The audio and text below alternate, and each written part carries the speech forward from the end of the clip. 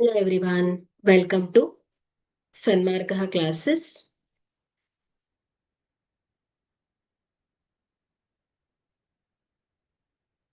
ಪರಿಮಾಣಗಳ ಹೋಲಿಕೆ ಅಧ್ಯಾಯದ 21ನೇ ಪ್ರಶ್ನೆಯನ್ನ ಗಮನಿಸಿ.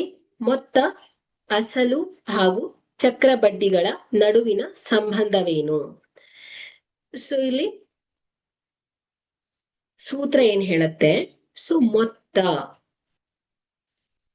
ಈಸ್ ಈಕ್ವಲ್ ಟು ಅಸಲು ಪ್ಲಸ್ ಚಕ್ರಬಡ್ಡಿ.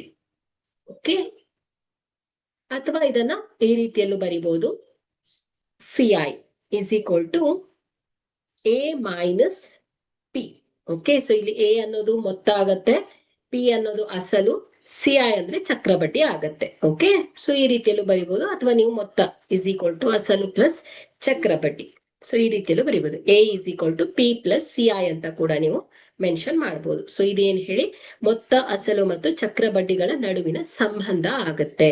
ಓಕೆ, ಸೊ ಇಲ್ಲಿ ನಿಮ್ಗೆ ಮೊತ್ತ ಗೊತ್ತಿದ್ದು, ಅಸಲು ಗೊತ್ತಿದ್ದು, ಚಕ್ರಬಡ್ಡಿಯನ್ನ ಕೇಳಿದ್ರೆ ಈ ಸೂತ್ರವನ್ನ ಹಾಕಿ ನೀವು ಇದನ್ನ ಫೈಂಡ್ ಔಟ್ ಮಾಡಬಹುದು. Okay, thank you.